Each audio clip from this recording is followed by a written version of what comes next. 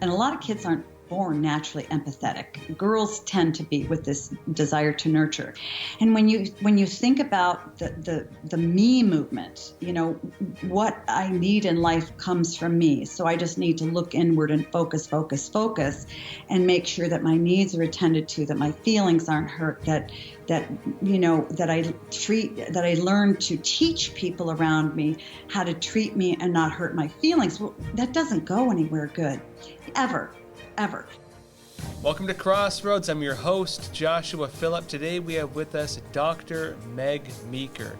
She's been a pediatrician for more than 30 years, and she's the best-selling author of the book Strong Fathers, Strong Daughters. We have a new book from her, which is Raising a Strong Daughter in a Toxic Culture, 11 Steps to Keep Her Happy, Healthy, and Safe.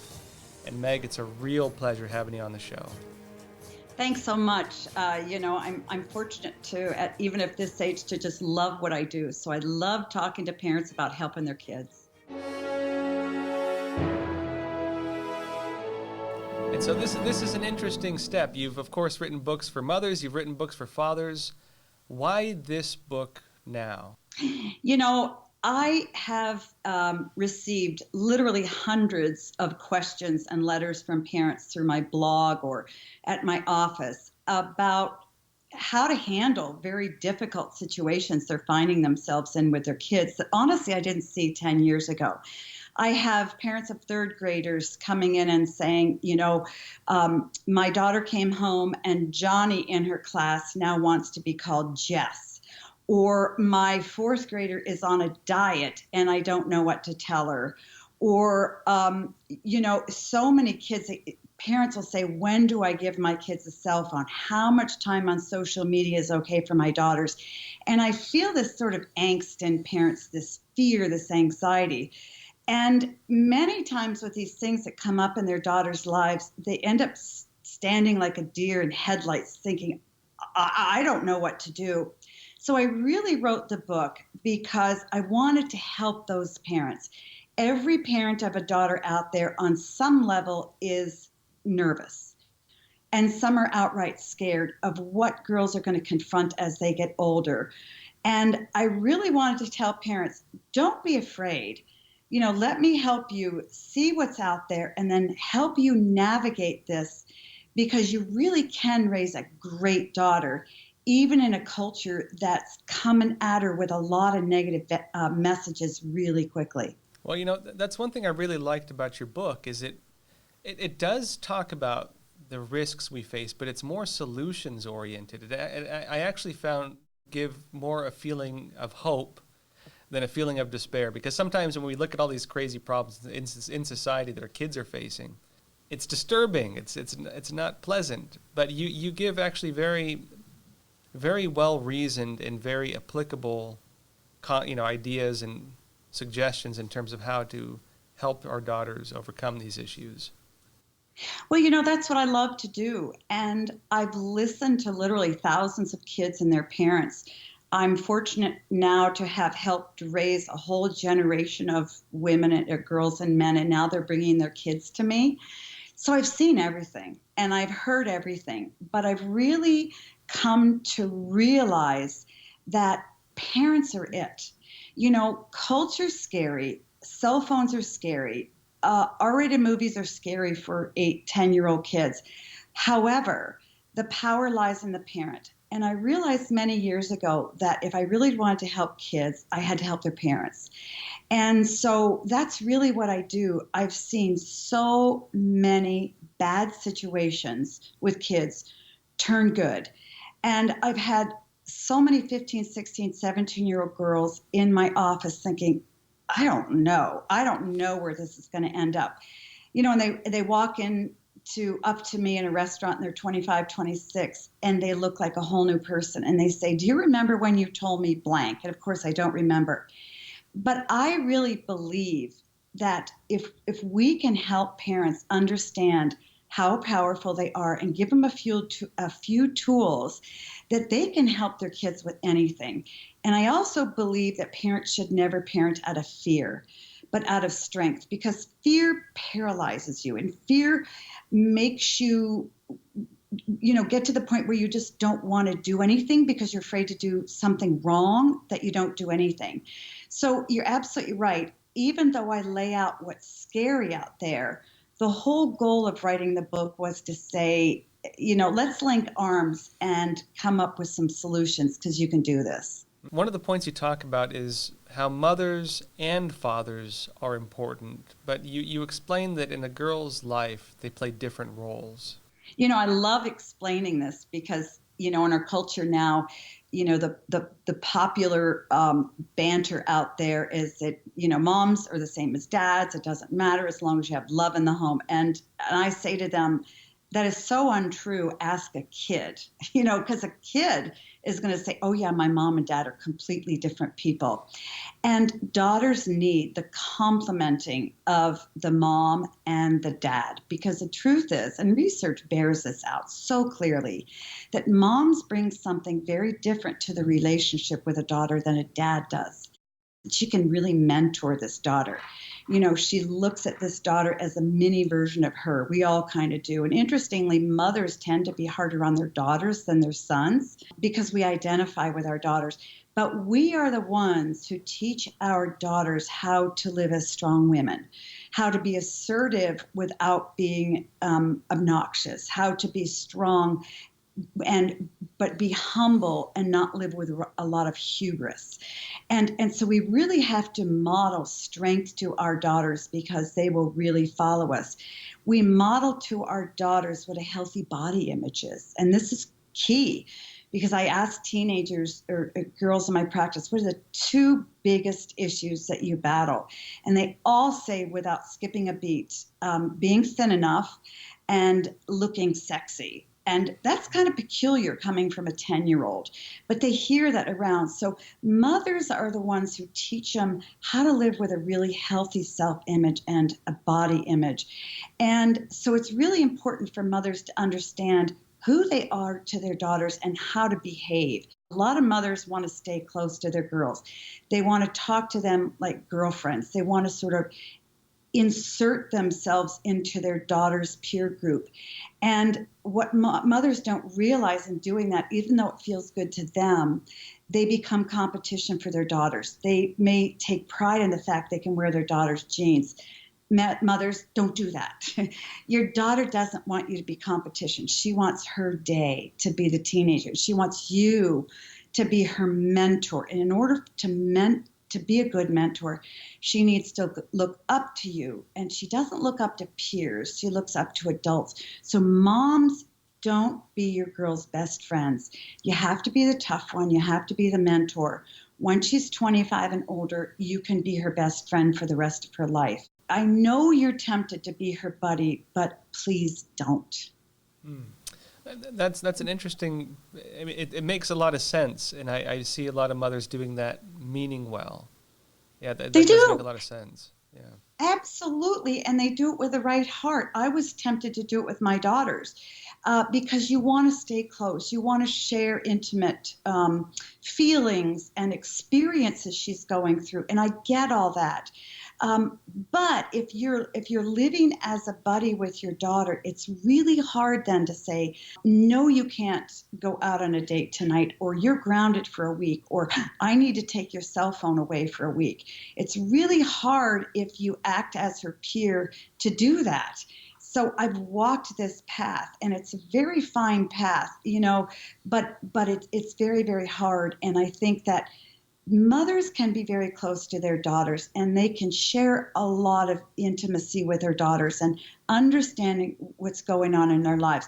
But they don't need to lower themselves to the level of a peer and a teen themselves, because girls don't like that. It causes girls to disrespect their mothers. And now let's talk about fathers also. How does the role of the father differ? Oh, it's enormous.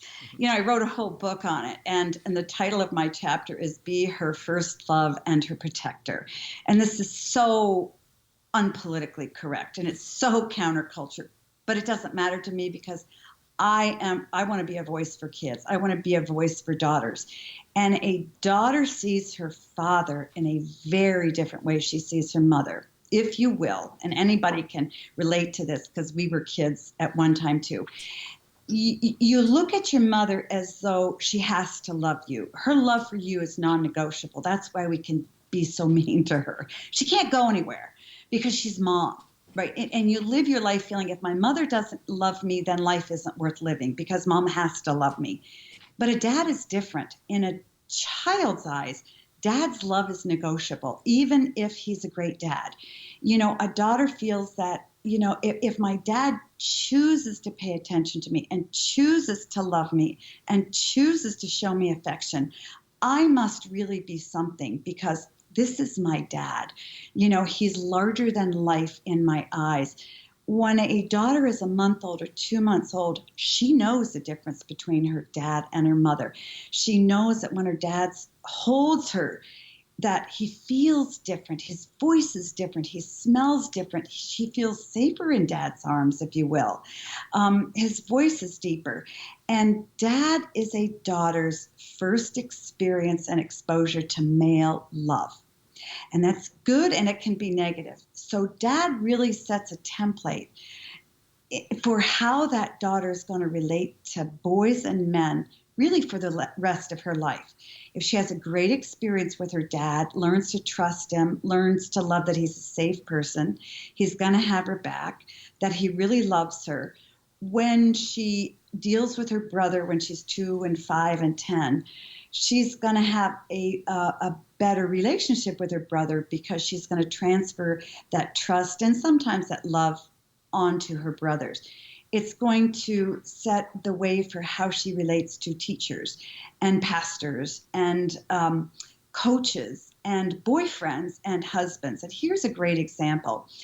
If a daughter is used to her dad speaking to her with respect and kindness and shows her what to expect from a man, you can bet when she's 16 and she's out with a guy and she hears that guy talk to her swearing or in a disrespectful way or treating her in a way her dad never did, she's out of there because dad sets the standard. I wrote a whole chapter in a book, Strong Fathers, Strong Daughters, and it's called Be the Man You Want Your Daughter to Marry. And I know that's really scary for dads, but it's true. Daughters look to their dads to show them what male love is all about. Daughters also want to be protected by their dads. 15-year-old girls want to feel that their dad has their back, that dad is the one who is going to help her if she's in a bad situation with a guy. Dad is the one who's going to help her when she wants to go on to graduate school. She expects her mother to say, yeah, you can do this. Yeah, you can do that. And she might pass it off because she feels mom has to say that. She's my mom. I remember this as a kid. But when your dad says, you got this, you can do well in college, you can go on to grad school, she's there. She's already there because her dad said it. So dad brings something very different to her than her mom does. It's not better and it's not worse. It's just different. And that's why the daughter needs the complementing of the mother influence and the dad influence. And of course, a lot of kids these days are growing up in single-parent homes and things like this. And you give a great example in terms of how there's still hope. Even if they don't have a father or sometimes they don't have a mother in some cases, that there's still hope if they have faith. Yeah, you kept it, universal enough. I think people of all religions can relate to it. You really kept it open. But I thought it was very interesting. You give an example of this girl was brought up in the foster care system. She was abused. She had a very loving foster mother, and the foster father she eventually had was really not abusive, but not really present at the very least. But she still turned out well because the foster mother embedded faith in her. And what role does faith play for girls? Because I think it was a really big point you made in your book, actually. Well, thank you. It's an enormous point because I have sat with so many teenage girls who are in trouble and they've had rough backgrounds. Maybe they're in foster care, maybe they're in prison, and they'll say to me, No one cared enough to pay attention, and no one listened to me. And then I will look back at those girls and I say, tell me who in your life loves you. And they look at me and they really have to think about that. And so many girls get to the point where they genuinely don't know if they're loved. And that's where you can introduce them to God the Father. Now, girls who have been abused by men don't do God the Father very well, and that's okay, but you can get them there. Kids, even 8-year-old kids, 10-year-old kids, know they're living on a fairly superficial level and they want to go deeper. I have a whole chapter on answer the 4 biggest questions.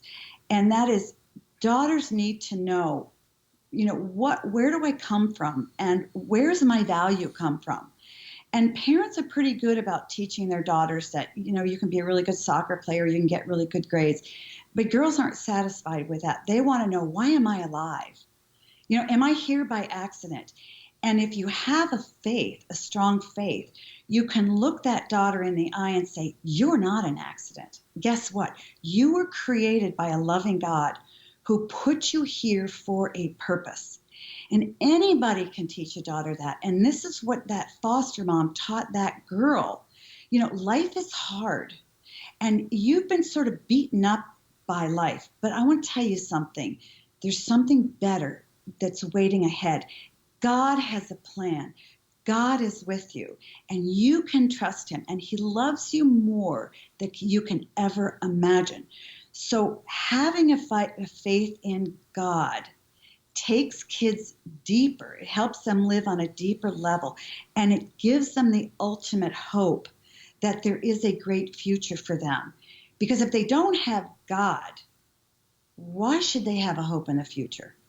Why should they expect life to get any better unless they have something big who has their back, who's championing them and says, I have a better way for you to go. Hang on to me and I'll get you there. And that's exactly what faith gives girls.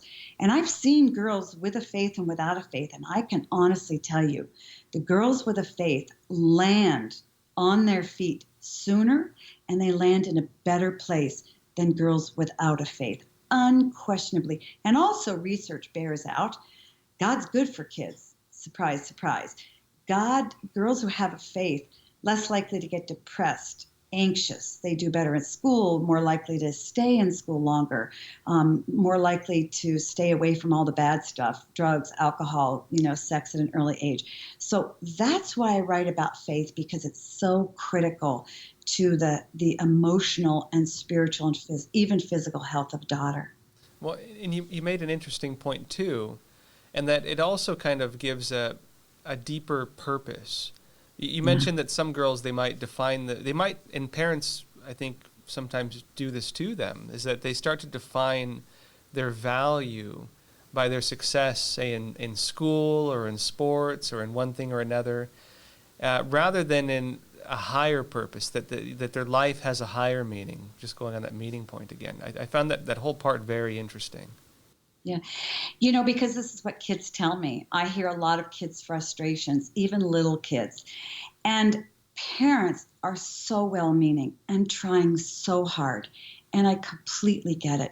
They want their kids to be successful.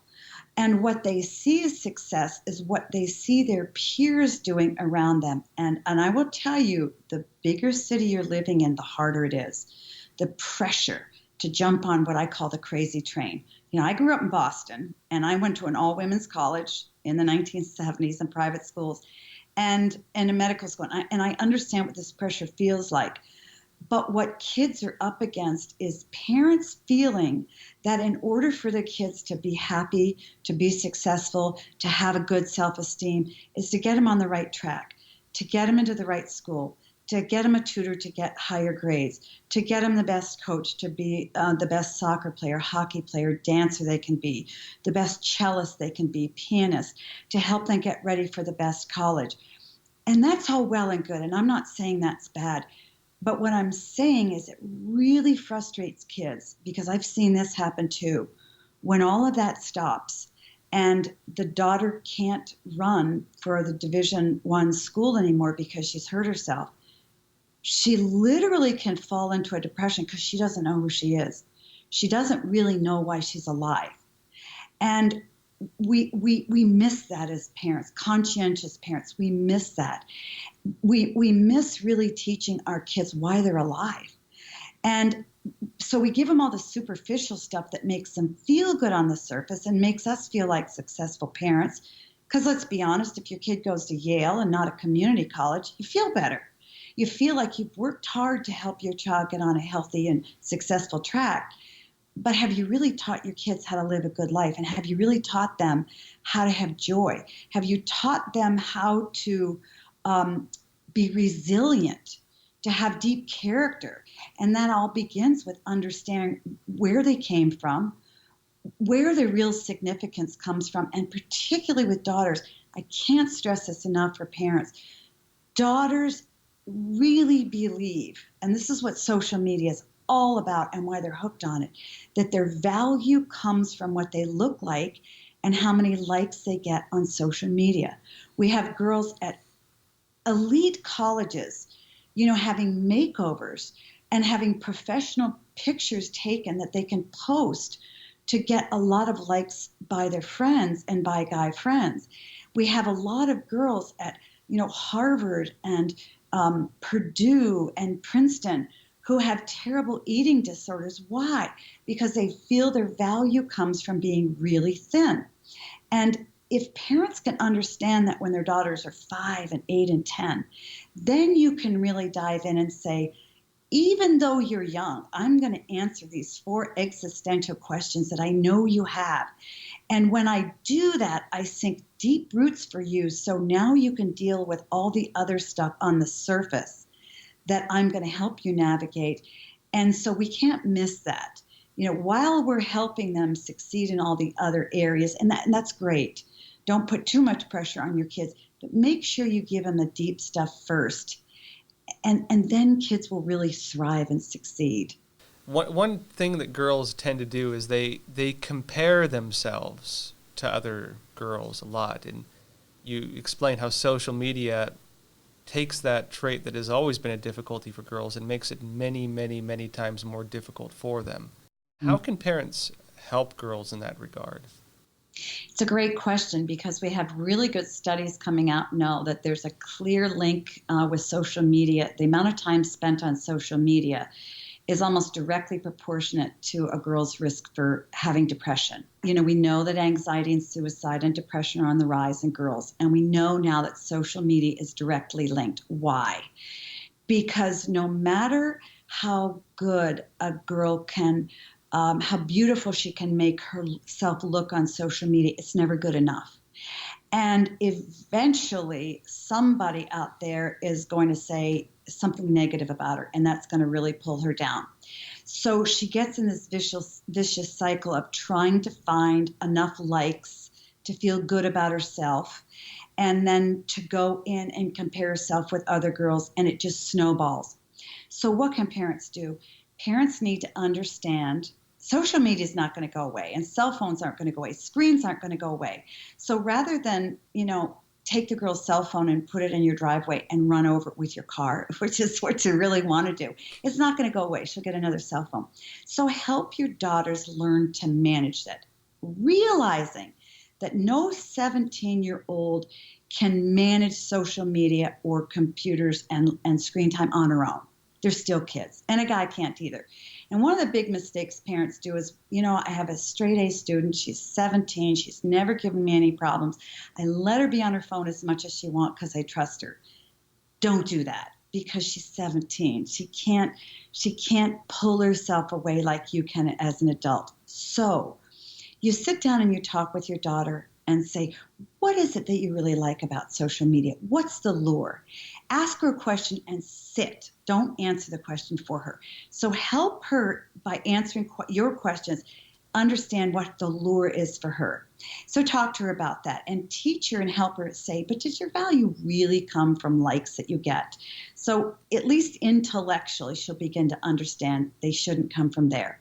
And then you talk to her about what's a reasonable amount of time to be on social media. Now, many girls will spend 4 or 5 hours on it. Maybe not all at once, but 10 minutes here and 15 minutes here. So say to her, I think this is a reasonable amount, maybe an hour a day. Now, if you have a girl who's spending 5 hours a day, on her phone, start to wean her off. And one of the best things you can do is set family rules. Say, okay, in our family, we're only going to be on screens X amount of time in the evenings or X amount of time during the day. But from 7 to 8 at night, everybody puts their phone in this basket in the kitchen and it goes on a shelf. Now, this is going to really jolt a lot of parents because we're not used to living without our cell phones at our sides.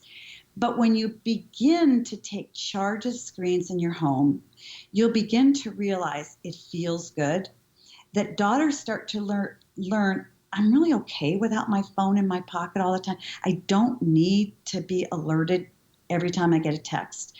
I can live away from the screen for a little bit of time. That's how we train daughters to live without their screens all the time and how to dial down and take charge of the amount of time they're on their screens. And if you do this over time, you can really be successful. And guess what? It really feels good to daughters. Now, you also talk about what a huge role friendship plays in the lives of girls. Girl friends are different than guy friends. The way, in other words, girls hang out differently with girls than guys hang out with guys. Very differently. Very differently. Interestingly, and I'll talk about in a second, what I have found is that boys are far more sensitive in high school than we give them credit for. I've seen boys who have a harder time with a breakup with a girl than girls may have with the same breakup because girls have girlfriends to talk to. I asked a lot of teachers of high school students, what are the big issues that you find in the teen girls in your class? They said, friends, friends, friends. Friends can be wonderful. They can also be toxic to girls as well. We've all heard, the thing about mean girls, and girls from 6th grade on can be incredibly mean to one another. And usually there are one or two mean girls in a class, and the mean girls create a pack because they're very insecure. So they get these other girls to come around them, kind of like a pack of wolves, and say, stay with me, we're going to beat up on all the other girls. And unfortunately, a lot of girls fall in line with these leaders because the bullies tend to be leaders. And so it's really important to help daughters understand that there are going to be girls in your class, hopefully not, but there are going to be girls who aren't very nice.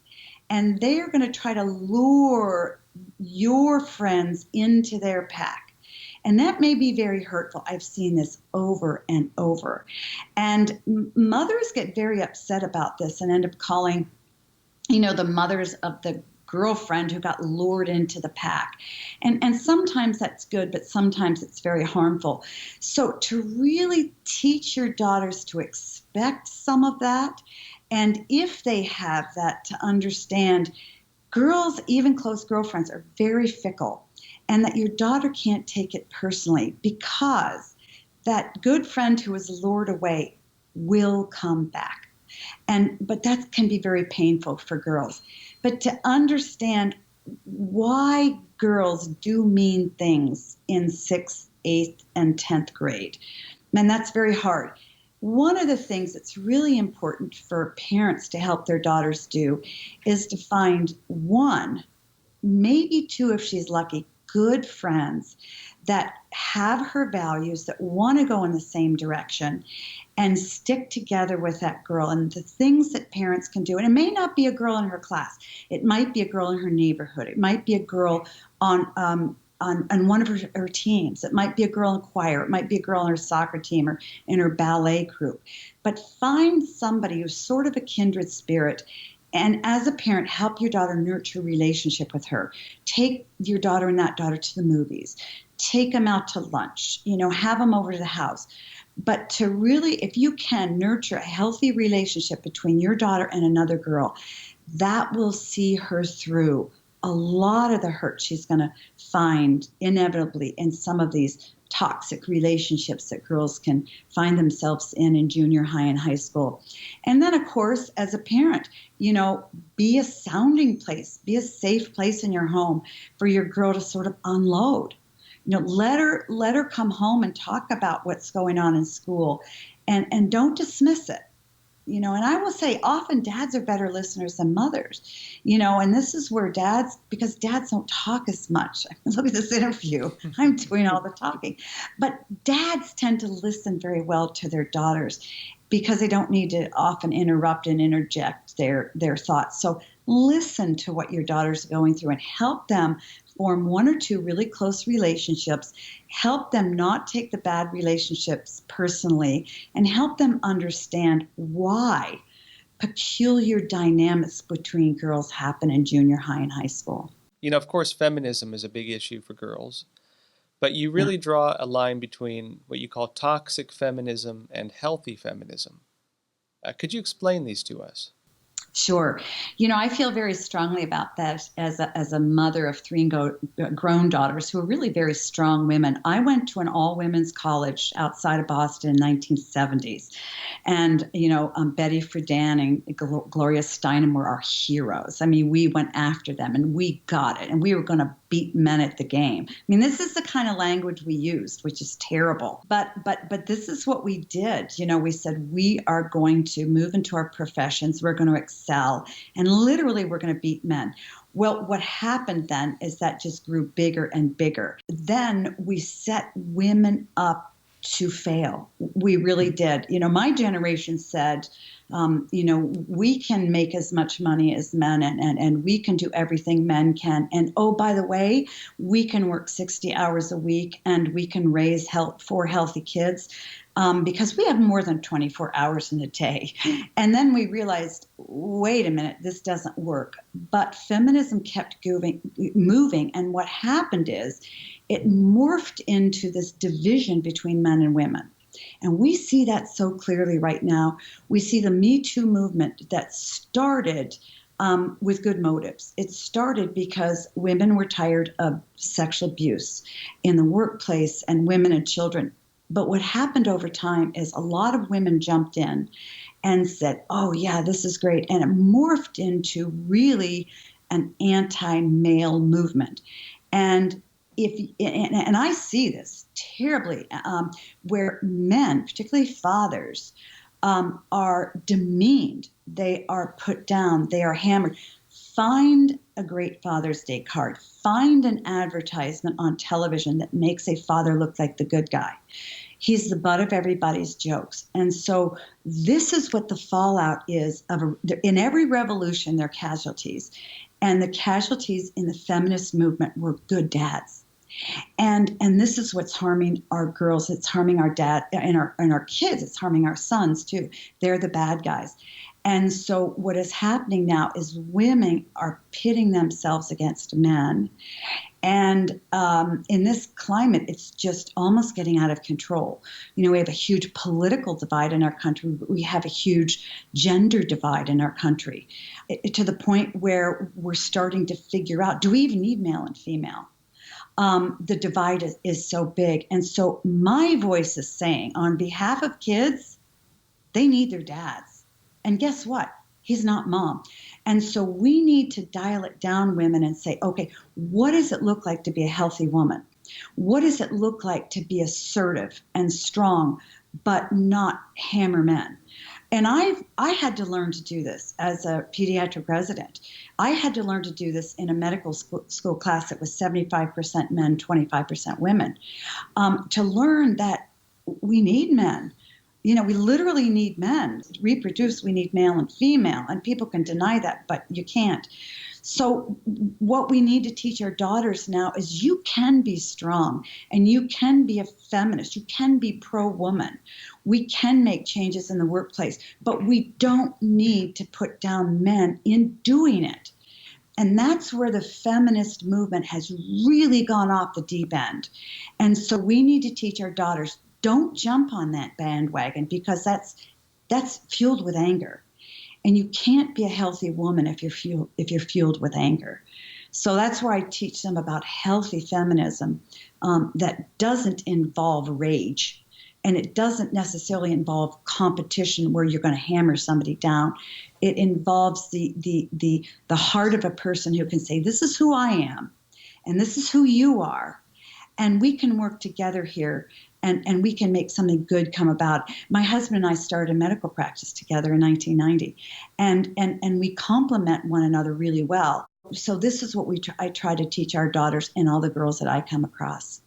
And of course, speaking of relations between men and women, you also talk about unhealthy sexual behaviors in girls and how to help them with this. Some points you mentioned that I thought were interesting was that sometimes girls will have sex with a guy because they believe doing so will make him stay committed to her. You have a story of this girl you were giving therapy to, and she says she's depressed and doesn't know why, and she was having sexual relations with men, and she didn't put two and two together that was actually making her depressed. Yeah. And it's interesting that from what I've been reading, girls seem to be wired in a way where even though culturally, currently at least, and socially, they're being taught that that's how you get accepted, that actually their bodies are just not, in terms of their emotions and how it affects them, they're just not meant for it without real commitment. Oh, absolutely. When the feminist revolution began, so did the sexual revolution, and they were sort of buddies as they grew up. And really the point of sexual revolution was to give women complete freedom to have sex without any kind of repercussions. And then that morphed into anybody can have it without any repercussions. And we fought very hard for sexual freedom, that we could do it anywhere, anytime, with anybody, and always going to be well. Well, guess what? It doesn't work that way, emotionally or physically. As a matter of fact, think about this. We immunized kids. Your daughter may have had a Gardasil, I don't know, but 10 or 11 years old, we immunize them against an STD, which is human papillomavirus. And yet we don't tell kids, sex is a really serious deal. Sex is not for kids. And that's just physically. So I write about all the physical ramifications of girls, having sex with multiple partners. As a matter of fact, I testified at a congressional hearing a number of years ago on transmission of HPV and driving down cervical cancer. And at that time, the head of the CDC, Julie Gerberding, said, the only way we can do it is to teach girls to reduce the number of sexual partners and to delay the onset of sex. So what we need to be teaching our girls from a physical standpoint is it's really not safe to be having sex with a lot of partners. It certainly isn't safe to start young. From an emotional standpoint, which is what the girls always want to hear about, girls need to understand that what prompts them to want to have sex is attention and love, the hope for love, the hope for acceptance, the hope for attention, the hope that they're seen, because girls aren't necessarily in it for the physical reasons that boys are. And girls just want to feel intimate. And they'll take false intimacy and false love when they have nothing. And so they'll go there. And this is why I say, dads, you really got to kick into gear when your daughters are in puberty and they're teenagers. Because if you're not paying attention and hugging them and loving on them, they're going to find it somewhere. But girls, when they have sex with multiple partners, are prone to being depressed, and here's why. Girls go in wanting something, and they don't get it. And so they go again. It's kind of like that Freudian repetition compulsion. If I didn't get something the first time, I'm going to try again, because clearly the reason I didn't get it is because of me. Because they're egocentric, they're kids. So I'm going to try it with another guy and another guy and another guy. And of course, the more they try, the less they get. When a girl feels loss, and often she won't know that she's feeling lost because it's all subconscious, and she feels it again and again, whether it's a loss of not getting what she wanted, whether it's a loss of trust, because inevitably some guy's going to talk about her in a locker room and she's going to feel awful about herself. All those losses that are not dealt with lead to depression. And this happens to boys too, but it goes quicker in girls because girls want something, an emotional connection through sex. And so that's where we as parents need to step in and say, I want to tell you something. Emotionally, sex is a big deal. And if you tell that to most kids, they'll say, yeah, it is. Hooking up is one of the fastest ways that a girl can get depressed. But we need to be telling our girls this. I tell my patients this before they go off to college, and girls get it. Yeah, and I found it interesting too that you talk about how girls crave boundaries. Like Yeah. for even if you need to take their cell phone away for a day, you may not want to do that because she's gonna cry and be mad at you and all this stuff. But actually, maybe in the long term, she'll be grateful for it, and she'll actually be glad that you showed that you cared by establishing boundaries. I think this whole principle of boundaries for girls and how they crave boundaries, I found that very interesting. Absolutely. As I said, I've talked to a lot of girls who are seniors in high school, juniors in high school who've run away from home. They want to get pregnant, yada, yada. And one thing they reliably tell me is this: nobody cared to say no. Nobody paid attention. So setting boundaries for your daughters makes them feel loved and it makes them feel safe. Now, you don't get that because the minute you say, sorry, you're grounded, I'm going to have your cell phone, she may throw something at you. She may tell you you're stupid. She may tell you whatever. But down deep, she feels so loved. I'll never forget when I was in college, I came home for a weekend. I was dating a guy. My dad said, please be home by midnight. I don't sleep until you're not home. It was 12:15.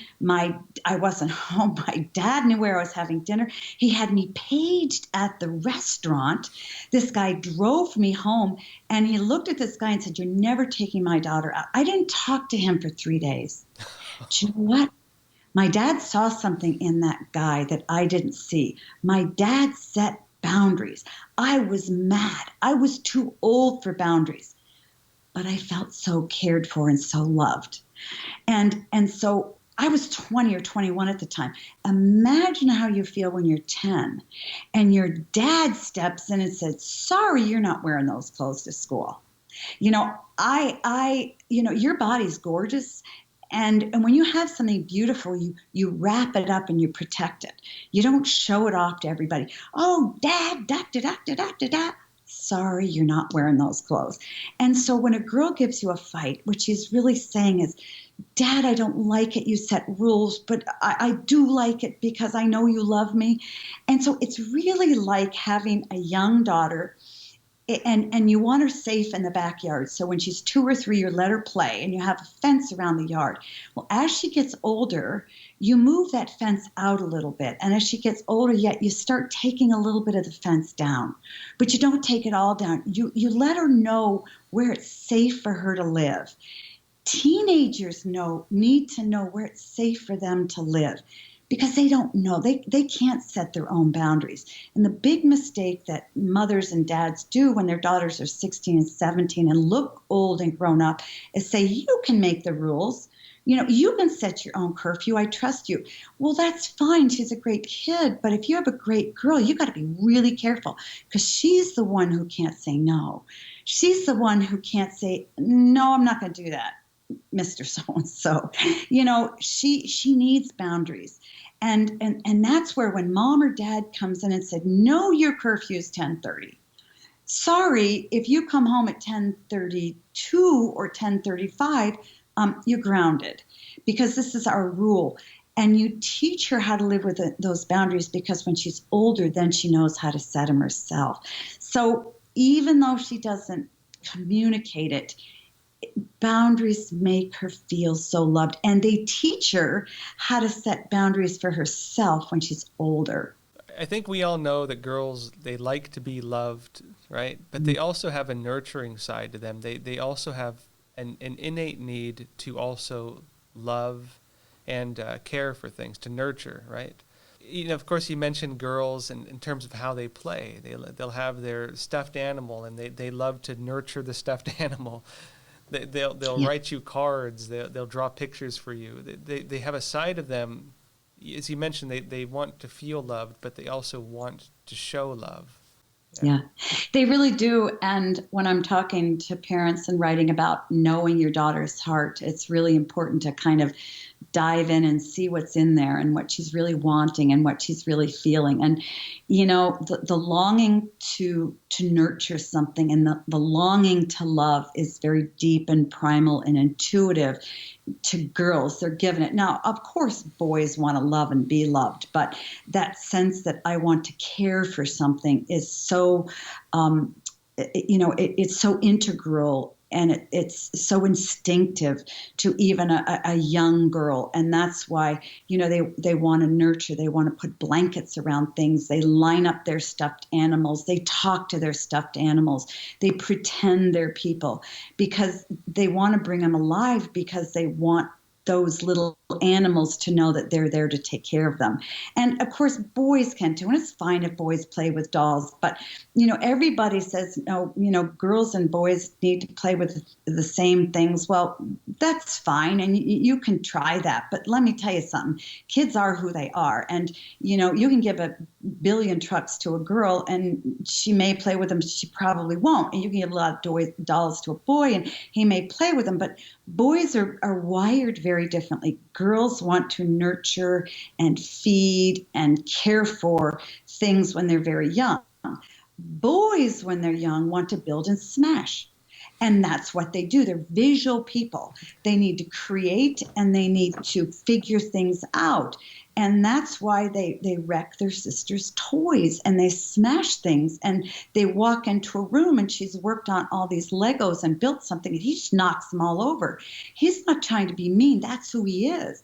And so, daughters, they want to color you pictures. They want to. I can't tell you how many notes, love notes, my 6-year-old granddaughter has written me with hearts all over them. I never ask her to, but she instinctively knows I want my grandmom to feel loved. And my daughters did that too. My son didn't. He's a very sensitive, kind, wonderful person.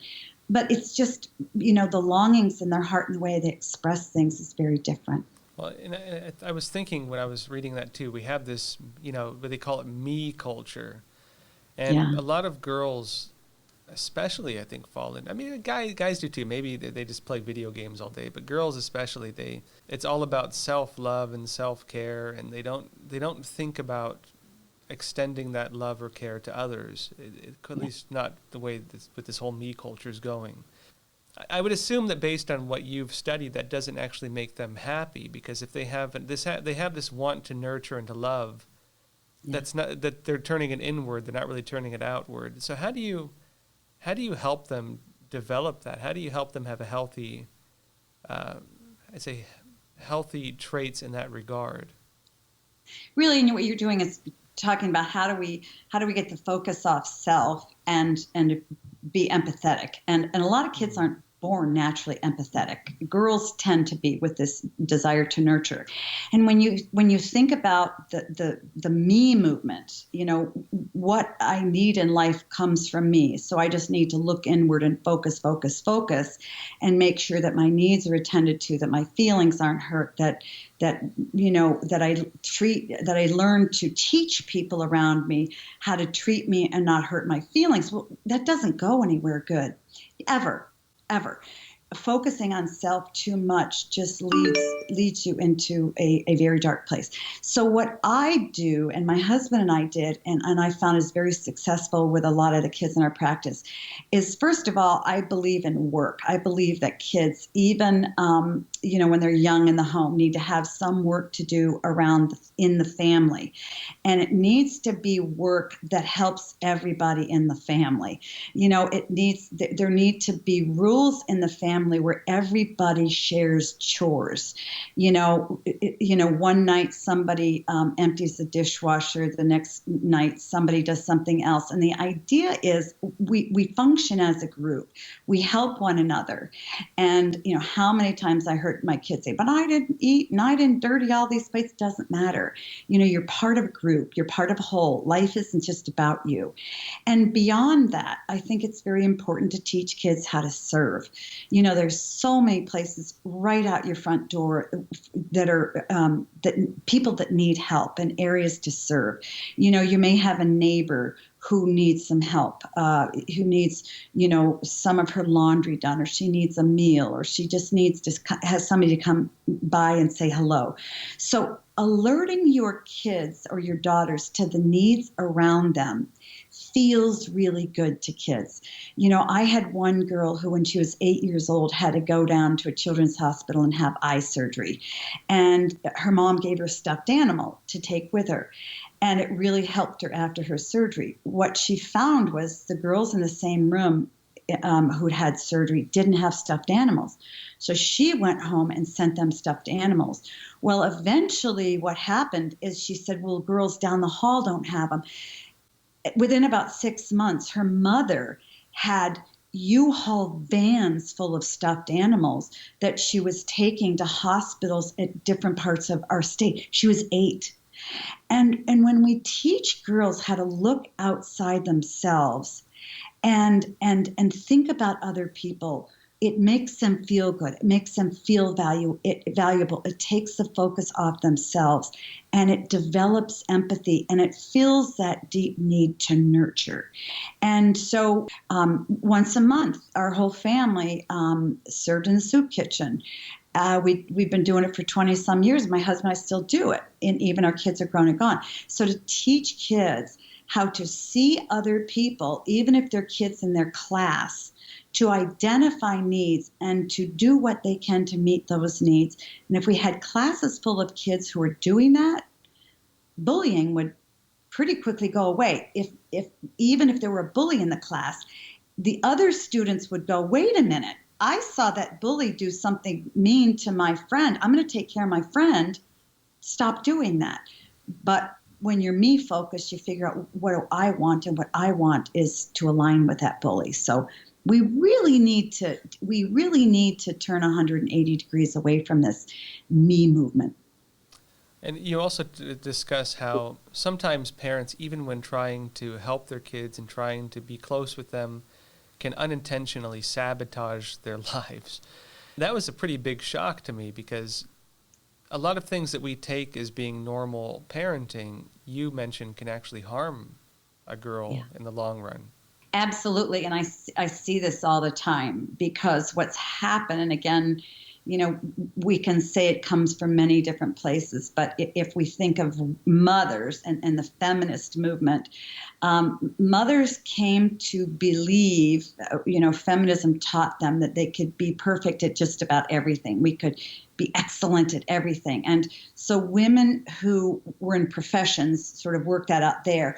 But even in the home, women and dads as well wanted to perfect this parenting thing. And so what we do is we try to give our kids everything. We want to make sure they're okay. We want to make sure that they're pain-free, that they're discomfort-free, that they don't get bullied, that they don't have their feelings hurt, that they want for nothing, that they feel accepted by their peers, that they have opportunities, every opportunity they would need to make sure they get to the Olympics if they were supposed to go to the Olympics. So in trying to satisfy our kids' every need, and in trying to keep them from harm and hurt and pain, we really set them up to feel that life is about them, and that the most important thing in life for them and for us is to have their needs met and have their wants met. And that's not how life is lived. We don't raise resilient kids because we don't want them to fail. And this is a terrible disservice to kids. B, we don't teach kids how to succeed on their own. A lot of kids in their 20s don't leave home. It isn't necessarily because the kids aren't capable. They feel that their kids need them. They have to do their son's laundry. They need their meals because they don't want them to get out on their own and fail in their job and so on and so forth. So a lot of this is a parenting issue. It's not a young adult issue.